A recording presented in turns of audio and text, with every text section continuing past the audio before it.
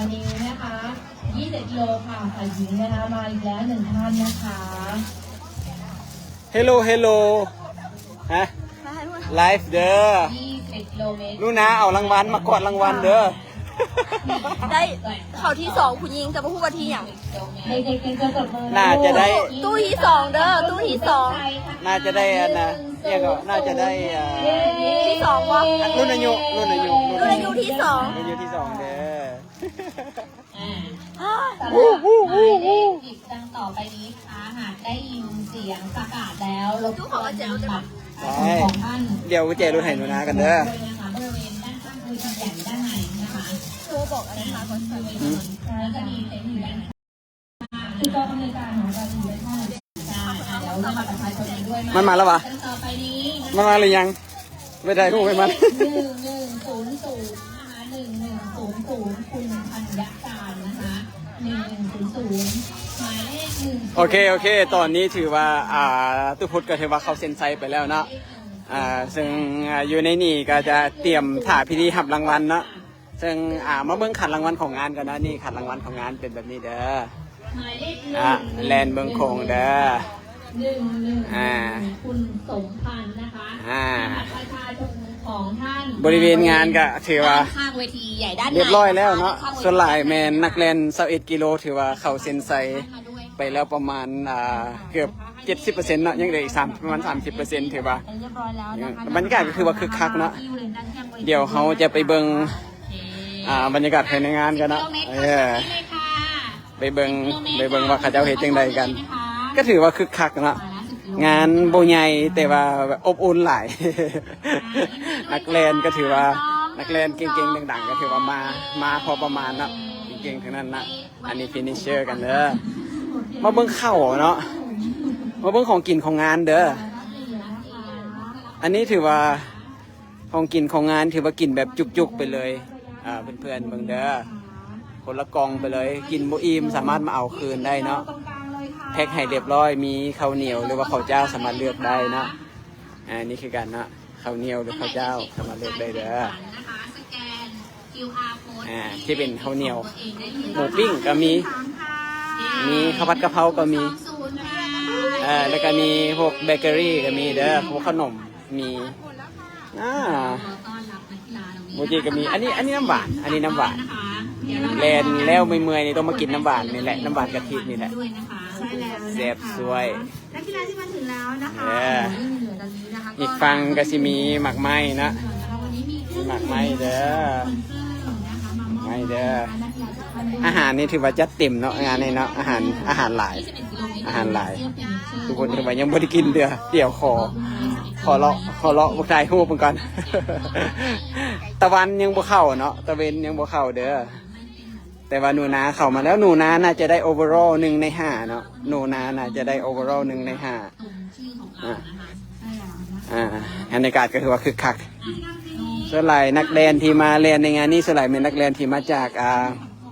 ใกล้ๆเนาะบริเวณใกล้เคียงจังหวัดใกล้เคียงไม่ว่าจะเป็นอุดรหนองคายจังหวัดเลยสิหรือว่าสกลนครนครพนมก็เจ้าก็มาก็เห็นหลายๆกลุ่มที่มาเรียนในงานนี้นะก็คือคักสำหรับนักเรียนที่เรียน21 กิโลหลังจากเรียนจบแล้วถือว่าจะได้เสื้อฟินิชเชอร์เพิ่มอีกตัวหนึ่งนะสามารถมาแจกเอาได้อยู่ในนี้มีโต๊ะอำนวยการเนาะจะมีจุดปฐมพยาบาลอยู่นี่ด้วยจุดปฐมพยาบาลถ้าผู้ใดเข้าเซ็นไซมาแล้วเจ็บหรือว่าขาปั้นขาอย่างเนี้ยเธอมาอยู่นี่ได้เดี๋ยวมีน้องๆมาแจกนำรีไวไม่เป็นรีไวเด้อนำสปอนเซอร์เด้อรีไวต้องข้ามโค้งรีไวต้องข้ามโค้งมาเด้อเพื่อมาแจกในงานนี้เด้อจนติดปากเนาะน้ำดื่มกระแห่รีไวเดี๋ยวจีพาไปเบิ้งบรรยากาศอยู่ข้างหน้าเซ็นไซจะพูดเขามาดนแล้วนะเขามาเซ็นไซมาประมาณ30 นาทีมีบางคนกระแจบอยู่นี่นะเป็นยังไงนูนาทีตัวเองแลนซ่าเขาได้ว่าได้นูนาแลนไป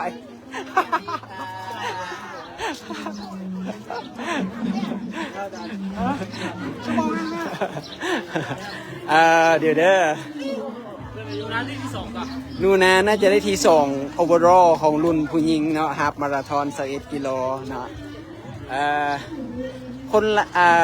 เคบาถามว่าคนลาวมาแข่งหลายคนมองงานนี่คนลาวมีแต่3คนเนาะมีตุพุทธมีตะเวนแล้วก็มีหนูนาเนาะ3คนที่มาแข่งในงานนี้เนาะ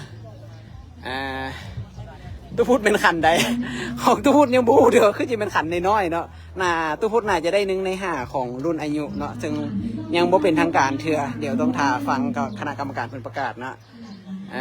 แค่ว่าก็ถามว่าผลงานของตุพุทธเป็นเท่าใดแล่นได้1 ชั่วโมงกับ41 นาที1 ชั่วโมง41 นาที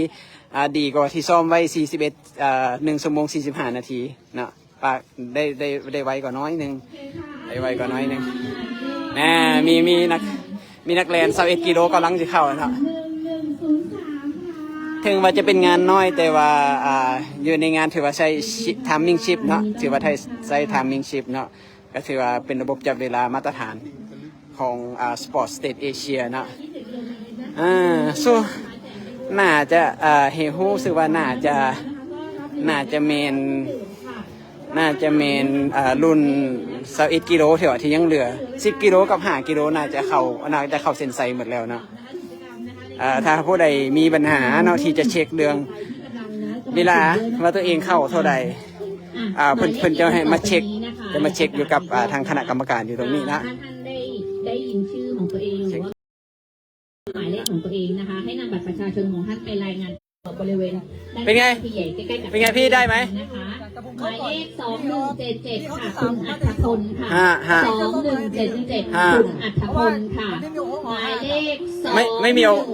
โอหรอคุณจิราพรค่ะ2182คุณจิราพรค่ะ2177และ2182นะคะนำบัตรประชาชนของท่านไปรายงานตัวบริเวณด้านข้างเวทีใหญ่ใกล้ๆกับเต็นท์ VIP ด้วยค่ะได้แล้วนะคะได้ยินเสียงนะคะแล้วก็นะคะทราบบริเวณของตัวเองนะคะก็มาได้เลยนะคะตอนนี้เดี๋ยวเรารอต้อนรับนักกีฬาโอ้ยคุณแม่วิ่ง21 โลเหรอคะน่าจะใช่นะคะ21 โลแล้วก็ด้านหลังเพเซอร์ด้วยนะคะใช่แข็งแรงมากเลยคุณแม่เก่งมากนะ21 กิโลเอาจริงๆนะแค่ตอนนี้ยืนอยู่ไม่ก็ถูกใช่21 กิโล21 กิโลตรงกลางเลยนะคะช่องกลางเลยค่ะยินดีด้วยค่ะ1077คุณแม่เก่งมากเลยเก่งมากเลยค่ะเย้ด้านหลังเพเซอร์ตามหลังมาอยู่นะคะนี่แม่เก่งมากเลย21 กิโลนะตอนนี้แดดเริ่มมาแล้วเริ่มส่งหน้าส่งตาแล้วไม่เป็นไรทีนี้ก็มีสวิปเปอร์2 ชั่วโมงโมเมนต์สวิปเปอร์เดอะเพเชอร์2 ชั่วโมงกับ15 นาทีมาฮอดละนักกีฬาน่าจะวิ่งกลับเดินแล้วกันขอวิ่งกลับเดินน่าจะหมดละตอนนี้น่าจะหมดแล้วนะคะหมดแล้วเย้เพเซอร์ก็ต้องการกำลังใจเหมือนกันเย้มาแล้วด้านหลังเราได้เลยก็ถือว่ามวนเนาะงานนี้ถือว่ามวนหลายยาวๆเลยมวนหลายโอเคนักกีฬามาถึงแล้วนะคะรับเครื่องดื่มได้เลยทุกคนก็ซีไลฟ์แบบในหน่อยสำนีไปก่อนเนาะเดี๋ยวจากหน่อยชีไปเบิ่งอาการของโนนากับตะวินก่อนว่าเป็นยังไงเพราะว่าน่าจะเจ็บแห้งแต่ว่าซีรีวิวง่ายๆให้อีกน้อยหนึ่งก็ได้บางงานเส้นทางของงานนี้บ่ได้ง่ายเด้อมันจะมีค่อยมีเนินอยู่ตลอดเวลาเนาะซึ่งเป็นจุดที่ขานักแลนทั้งหลาย จุดที่ขานักแลนเลยแหละเพราะว่าเขาอาจจะลึ่งแบบส้มแลนอยู่ทางเพียงแต่ว่ามางานนี้ถือว่า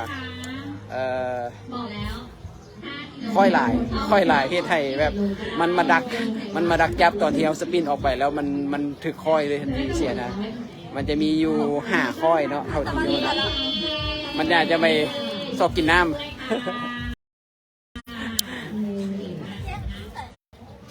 บยังบริแจ้งค่ะเขาจะประกาศมีแต่จับไว้เอามายัดไว้ในถุงนี่ก็ได้ไม่นำกันนี่ก็ได้ ตะวันถามหาน้ำแข็งมาสัตว์น้ำแข็งร้อน ยอดโอเค เดี๋ยวสีเซาไลฟ์ไปก่อนเด้อเดี๋ยวถ้าเบิ่งว่าถ้าหากมีพิธีอันมอบรางวัลจังใดเดี๋ยวจะพูดสิไลฟ์ให้เบิ่งอีกบัดหนึ่งเนาะตอนนี้ก็ถือว่ากำลังคึกคักกันอยู่ทันทีเนาะขอไปแจ้งก่อนว่าตัวเองได้รางวัลก่อนเด้อนี่ตะวัน โอเคสู้ๆอีกนิดเดียว เอาเนี่ยนี่ ยินดีด้วย ยังไม่ได้เอาตัวเอาไซส์ดีไว้ดีตัวอย่างนี้เสื้อเป็นเสื้อ ขอท่าสวยๆนะขอท่าสวยๆ อ่ะขอเซาไลฟ์ไปก่อนเนาะเดี๋ยวมอบพิธีมอบรางวัลก่อนเดี๋ยวทุกคนสิไลฟ์ให้เบิ่งอีกบัดหนึ่งเด้อ